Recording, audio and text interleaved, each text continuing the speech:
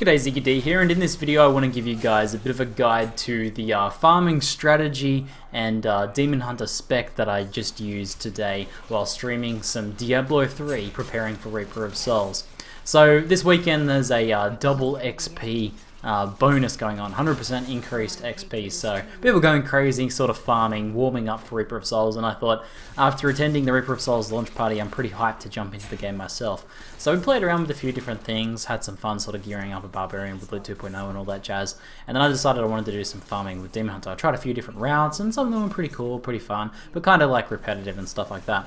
So I ended up deciding to, just by accident, I had reset my quest and I thought I should probably get the quests redone so that I could actually go into Act 5. Well, it turns out you don't need to actually do this. You can just select Act 5 when the expansion pack comes out. So that's all good, but I felt like I had to, so I come up with a bit of a spec to speed run the game essentially. So I put it on normal difficulty and speed run, like did a bit, basically built a Demon Hunter style of play that would allow me to farm the the entirety of normal difficulty of the game all the way through in one go as quickly as possible. And I ended up clearing the game with some stopping for talking to the stream and stuff like that, pretty casually sort of speed clearing in about two and a bit hours, so just over 2 hours.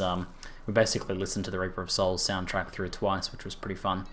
But it ended up being really effective. I got 5 legendaries during that time, 2 and a bit Paragon levels at level 80, and it felt like pretty efficient. Not quite as efficient as some of like the really repetitive short runs that you can do, but overall like really efficient, but also fun. Like being in super go fast mode, like one-shotting everything and just running through the game as quickly as possible was kind of a different and fun experience. And the fact that I got a bunch of legendaries on top of that really quickly, and then the guaranteed legendary from Diablo at the end of the game, I thought, this is cool, this is kind of fun. Maybe some of you guys might be interested in trying this out. So basically you take advantage of this new reset quests feature. You reset the quest and then you run through the entire game start to finish as quickly as possible, all the way through. And you can just do it in one sitting, do it very quickly, or you can break it up into a couple of sittings if you want to. And then when you do defeat Diablo after that resetting of the quests, when you play all the way through, you do get a guaranteed legendary, and you get a lot of other legendaries along the way. I actually ended up getting 2 legendaries, a chest piece and a ring, that were just like big stat increases for me as well, which is surprising because my character is actually pretty well geared. Like, I spent a fair bit of gold on the auction house gearing this character back when it was in the game, and getting 2 legendary upgrades in a normal run, when you think, I should probably be farming Torment for a chance at the better legendaries to, get some upgrades. Actually getting good upgrades in normal was pretty insane.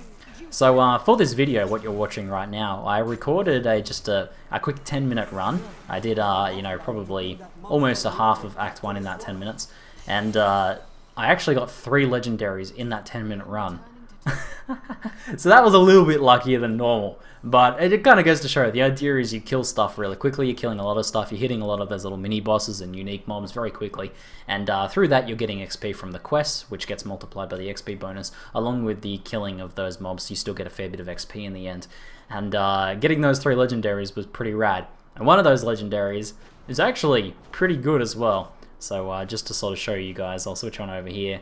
The 3rd legendary I got, let me bring up my camera here, was this one here, Izukob, and actually a bit of an increase over my Manticore, like with the gem taken out, a slightly less damage total overall, but probably a more useful weapon because of the discipline in it as well. So that's pretty cool. The raw damage of Manticore is still a little bit higher, but for speed running like this, I think Izukob is going to be really, really badass. So I'm pretty keen to play around with this guy. Having the extra discipline, it's going to mean more vaulting. I'm going to probably continue to stream some speed runs to see kind of how fast I can clear the game and how many legendaries we can get in like one full clear of the game. So without any further ado, let me show you guys the spec that I use for speedrunning. This is sort of refined over the course of speedrunning today, and then a little bit more at the end of this stream when we sort of thought about how it went. So basically, we use Shuriken Cloud with Chakram Shuriken Cloud rune, this one here down the end, which casts a Shuriken Cloud around your character. This is just sort of a passive offensive thing. This will one-shot most things in normal if your DPS is reasonable. I have 150k DPS, sheet DPS unbuffed.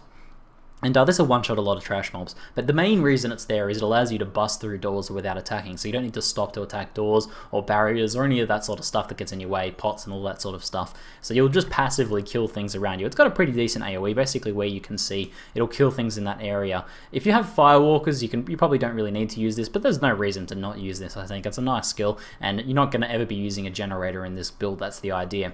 Now we use Strafe. Strafe is a decent AoE and it's gotten better in the recent patch, but for speed running, it's #1 probably skill in the game, I would say. And I use Drifting Shadow, which is just the move speed boost. You should be able to one-shot everything anyway, so Drifting Shadow is just about being able to path through mobs, kill them with both your chakrams and kill them with both your Strafe as well, kind of ranged kill things as well. So it ends up being really fast. And I use the move speed one, it increases your move speed to 100% of your regular move speed, which I think is pretty important in the speed run. It's mostly about being able to go really fast. So pretty easy stuff. We basically just hold this down whenever we're around other mobs, and in addition to using a few of our other abilities, we end up going pretty fast a lot of the time.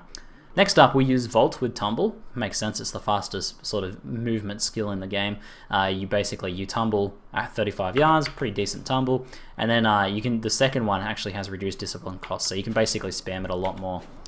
Now, we also use Preparation Focused Mind, which gives us 45 discipline over 15 seconds. The total amount of discipline you get back from this is more than just using like preparation by itself, basically. You get 45 over 15 seconds instead of 30 all at once. The idea is that you're tumbling, which uses a bit of discipline over time, but because it's cheaper every second one, it's not too much. And then you're just popping it, and as you're going, it's just regenning, and you get the full effect of that just from vaulting around. So that ends up being really effective there. Now I use Fan of Knives to basically one-shot elite packs and rares, the stuff that you won't one-shot with Strafe and Chakram as well as just to give you more effective AoE, because Strafe kind of targets things and Chakram's only very short on you, whereas this is a bit longer ranged. I also use the rune Throw long-range knives, Assassin's Knives, 450 to 5 additional targets, just help snipe off a few extra things. The rune that you use on this doesn't matter too much, but I find that that is the most effective one there. So that ends up working out pretty nicely, just as when you need that little bit of extra burst damage or need to clear out a pack that's kind of in the way, or if you're kind of running a bit low on your other resources, you can pop it because it's a cooldown. It's free to use, basically. If these are skeletons getting in the way, I can just kind of pop that before I get to them, and then everything ends up dying and you feel pretty good. Now I use the Bat Companion because the Hatred regen helps us sustain Strafe, and whenever we're running low on our Hatred, so we've been strafing around through a lot of different packs, our Hatred's running pretty low, we can simply pop that, get a bit more, and then when we're running a bit low again, we can go back to vaulting and letting our Chakrams do the killing as well as the Fan of Knives. So that works out pretty nicely there. Tactical advantage is a must-have. Every time you vault, you gain 60% move speed boost for 2 seconds. So what you're trying to do is vault, run for about 2 seconds. When that's just before that wears off, you want to vault again. So you'll get the timing of that down pretty quickly, and you can scoot around very quickly. And the move speed also carries over into Drifting Shadow as well. So you end up strafing really fast, which is the whole idea behind that move speed there. We also use Hot Pursuit, which increases our move speed by 20% whenever we hit an enemy. Because we're strafing and chakraming and Fan of Knivesing constantly, we're pretty much always hitting enemies, so we always end up with 20% overcapped move speed there, in addition to like the tumble move speed on top of that as well, so it ends up being quite a lot. And in terms of the third passive, we use Night Stalker, which critical hits has a chance to restore 1 discipline, which basically helps keep you fueling that vault. Another good alternative to this one, if you find you've not running out of discipline too much, maybe you're running out of too much hatred, and I might also try this one, is your maximum hatred is increased by 25, in addition you gain 30 hatred and 3 discipline whenever you're healed by Health Globe. I think this one's quite good as well. I think these are kind of interchangeable. If you have high crit chance, maybe you go for this one.